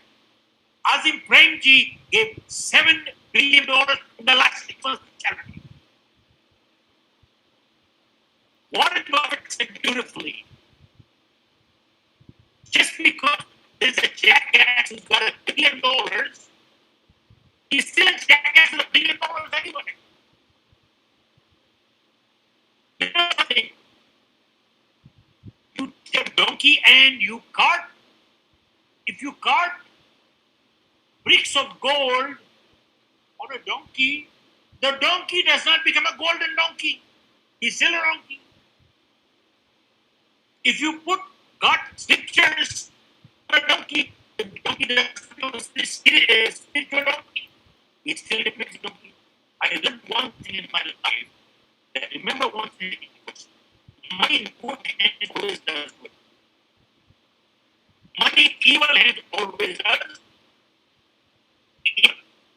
And it's sometimes when I got money, sometimes people come up to my program and they say, Khera, money's not important.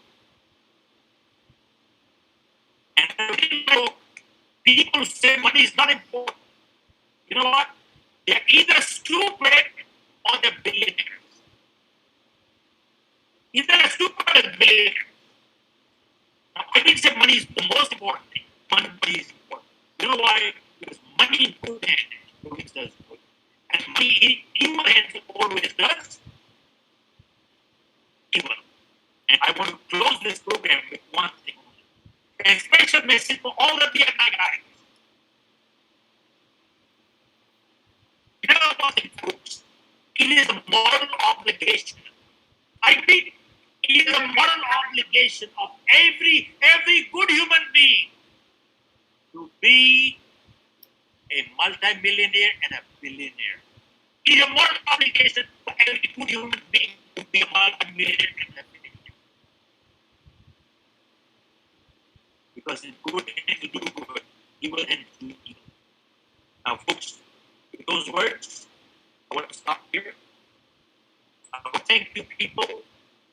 I don't know if how much I've given you this past 1.5 hours, though I have gone way over my time.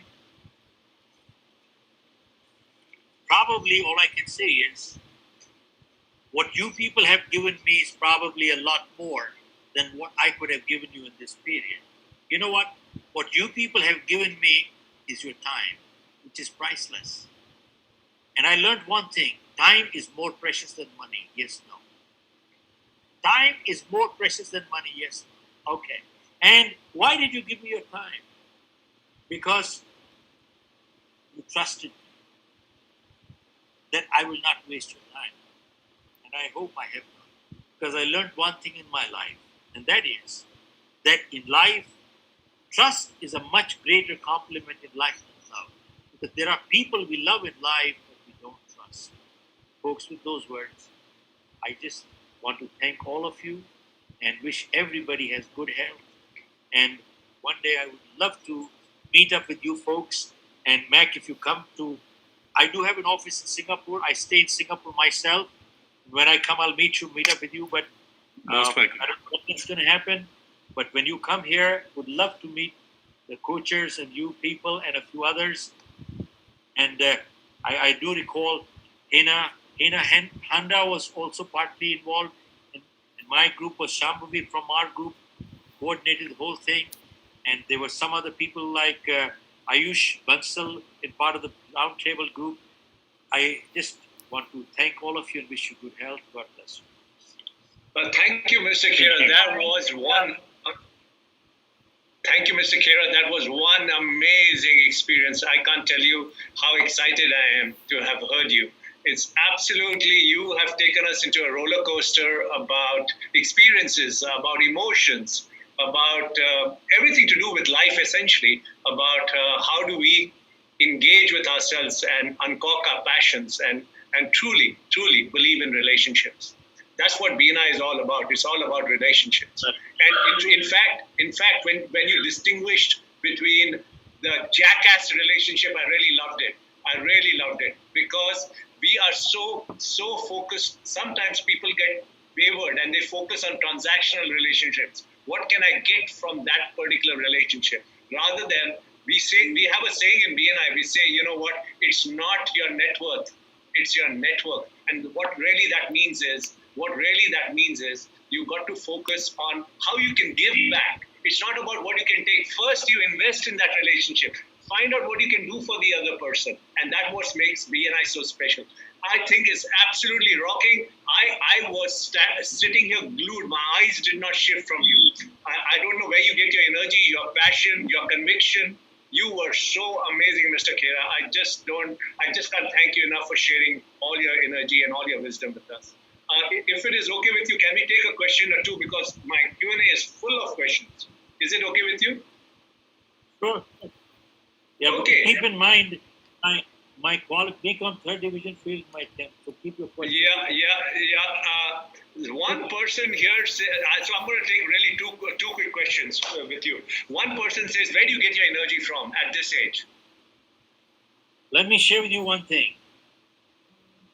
Nobody gets energy. We release energy. Wow. I repeat, we don't get energy. We always release energy. I'm sure there are many people with kids here. Have you noticed one thing? That your kid comes home from school at 3 o'clock or 1 o'clock, and the kid has their lunch. I can see my grandchildren, and after their lunch meals, the kids say, "Oh, I'm tired, I want to rest." And they lie down in the bed at 3 o'clock in the afternoon, and because they're tired. But Rakesh, all of a sudden, they get a call from their friend. "Hey, buddy, you want to play football?" "Oh, yeah." This kid jumps up. "Oh, where the hell did he get energy from?" You know something? We never get energy. We always release energy. It was always there, and that's about it. So remember one thing, and that energy comes always through conviction and when you believe in something. You know something? If you don't believe in something, you don't have a right to do anything. You don't have it. You're cheating people. You are dishonest. You are cheating people. And it doesn't work like this. And I speak the same language in front of politicians. I speak the same language in front of bureaucrats. That's the way it is. So beautiful. Thank you for sharing that.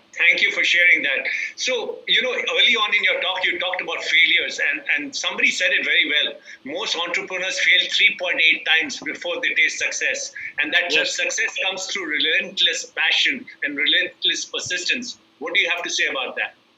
Absolutely. You're both right. I think this one line would do it. One line would do it. In fact, some of these things I have, which I couldn't in my You Can Win, as are in my new book, You Can Achieve More. Folks, the greatest legend in the world on martial art, who was the person? Greatest legend in martial art, who was it? Bruce Lee. Now, how many of you people know that Bruce Lee's one leg was shorter than the other by 1 inch? Folks, 1 mm, 2 mm, 3 mm could dislodge a person. 1 inch and 2. Bruce Lee's eyesight was -10. Oh, I didn't know that. He could not see his opponent without lenses. And Bruce Lee practiced 5,000 punches per day. And Bruce Lee said something amazing. He said, "I am not afraid of a person who knows 10,000 ways how to kick." He said, "I'm afraid of a person who knows only one way, but he's practiced one way 10,000 times." That's the difference. Wow. Now, I'll share with you one thing. Keep in mind, this would probably help a lot of your BNI guys. When I was selling life insurance in the US, I called many people. I used to call in the evening. We tried not to call late because you need to respect privacy. And once in a while, I did call people on a Sunday. I met a gentleman. In fact, I called a guy. It was a cold call. Seemed very friendly, very courteous, and he said, "Yes, Shiv, I'm interested in insurance. Call me again. Now, he was always pleasant, and he said, "Call me next time." So I felt encouraged to call him because of his warmth. But hear this carefully. I bring this up because there is a difference between being persistent and being a pest. Being persistent versus being a pest. Since I kept calling persistence, But it so happened that Thanksgiving was coming. Now, in the US, you realize Thanksgiving is one of the biggest things. And there are only 2, 3, 4, 5 people closest to come in with the family. That's it. So I thought it's a holiday today, and if I call this guy, he's bound to be home. He's not going anywhere. And then he was so encouraging and wanted me to call. So I picked up the phone and called him on a Thanksgiving. When I called him, I said, "This is Shiv Khera here. I'm so excited." And then he said, "Shiv, I know you've been talking to me for the last many weeks, and I told you to keep calling." But he said, "Do you realize what day is it today?" I said, "It's a holiday today." No. He said, "You don't understand. This is Thanksgiving today. Do you realize Thanksgiving is one day it comes a year, and my closest family is right here, everybody right here." And that day when he taught me the lesson, I never forgotten in my life. He said, "Remember one thing. I wanted to buy insurance. I felt very comfortable. I would have bought it from you. But he said, since you called me today, I will not buy from you, and don't call me." That day I understood the difference between being persistent and being a yes. Keep one thing in mind. The greatest quality in a person to succeed in life is persistence. That is true. And success is not measured by how high you go up in life. It is measured by how many times you bounce back when you fall down. That is persistence. That is success. I just shared with you the example of Bruce Lee. But was he the only one? No. Check any success story. They all have overcome things like this. Michael Phelps, 2 years before the Olympics, he fractured his hand. And doctor said, "You can't go anymore." But he did. You know something, when you see life histories of people like this, it forces you or us to redefine the word success. Success does not mean absence of problem. It is overcoming problems. They all had problems. Everybody had problems. I had problems. We all had problems. So success is not defined by absence of problem. It is overcoming problems. And that is the key. So I understood the difference between persistence and being a test that day. And keep in mind, we need to move forward. And that's it. And sadly, many times people confuse failing as failure. I might have failed, but that does not mean I'm a failure. So you keep going, move on, and that is the guy who takes forward. God bless. Wow, absolutely rocking. And we're going to close this session with one last question from Mr. Mac Srivastava. Mac, over to you. Last question. Mac, this is going to host you a dinner in Singapore. Wonderful, Mac. You need to unmute yourself and ask your last question. Oh, Mr. Khera, I'd love to host you for dinner in Singapore, and really looking forward to meeting you here when you're here. So, Mr. Khera, a lot of the things that you said, we relate with in BNI as far as our value systems go in terms of relationships. In this type of in the environment that we are in, is there any one or two things that you would say for the type of business people that I see are some people that are completely, they're not even able to run their business. And there are some people who are able to do their business, but are unable to earn enough money as what they would normally do. For the folks that are completely down and out, is there like one or two things that you would suggest that they do in this downturn? Mac, I'm going to share something with you for which many of our clients pay a lot of money. But I want to share something very crucial with you. And again, if this is the only take home, I think this program would have paid you 1 million times over. I've gone through rough patches in my life, come through, you heard me completely. But I was doing a program for a couple of hundred people. It was a very mixed group. I think it was in US, going back many years. It was doctors, lawyers, engineers, attorneys, accountants, carpenters, plumbers, electricians. Now that's a mix. Today, the biggest thing you hear all the time is competition, competition, competition. As I came into the program, I said, never in the history of mankind has it been so easy to succeed in life the way it is today. Regardless of your profession, we have no competition. I repeat, never in the history of mankind has it been so easy to succeed in life the way it is today. Regardless of your profession, we have no competition. When I said that twice, one person at the far end nudged his partner and said, how come we have no competition? I heard the comment. I went up to him. And I asked him this one question. And folks, I'm asking the same question to all of you people. Mac, hear this. I'm answering your question. I asked him this one question.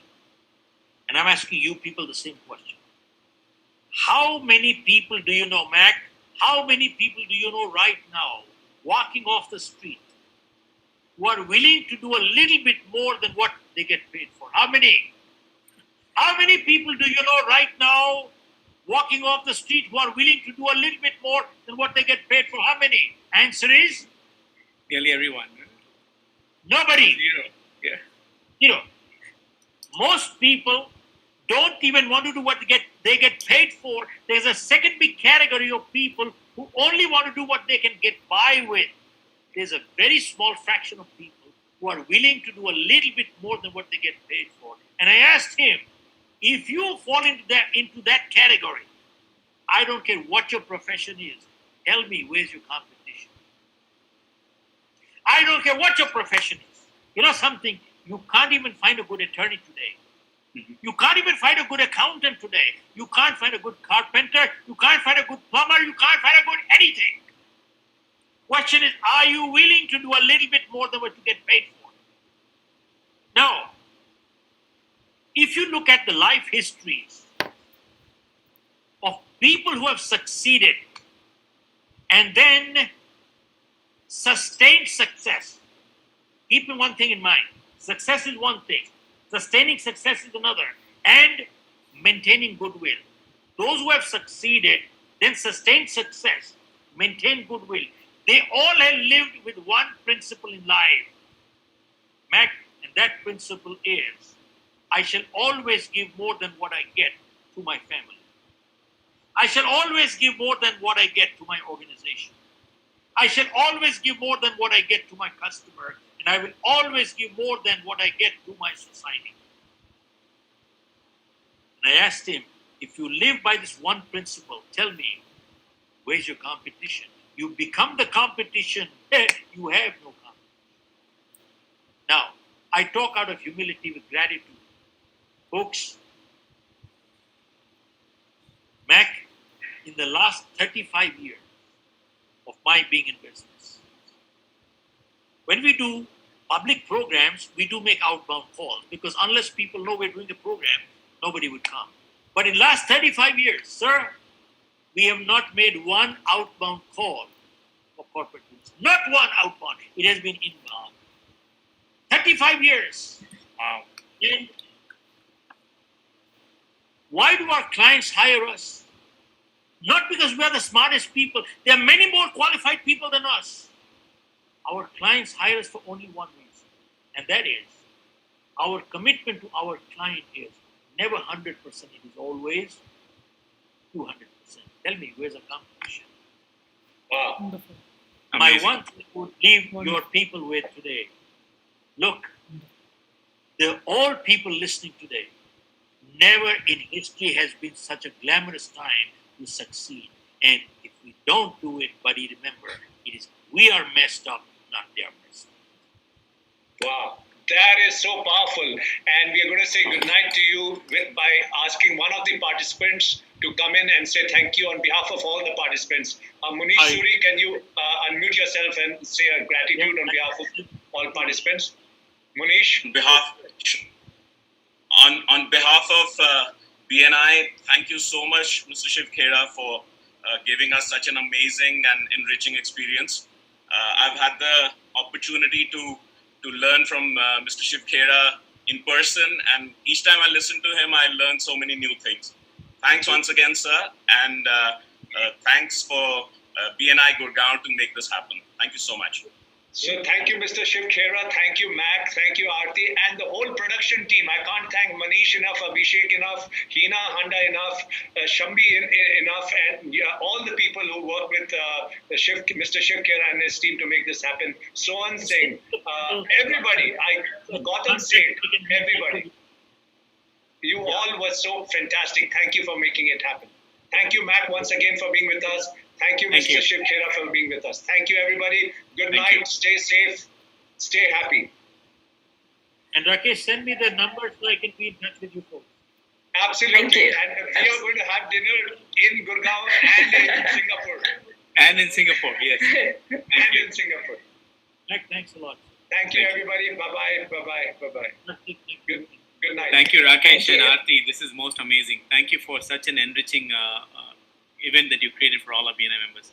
We really, with heartfelt gratitude among all 34,000 BNI members in India and across the world, the broader community that we have broadcast this to. I really thank you for creating such a wonderful event that is so timely for all of us. I mean, each one of I have at least 15, 20 pages of notes that I wrote down.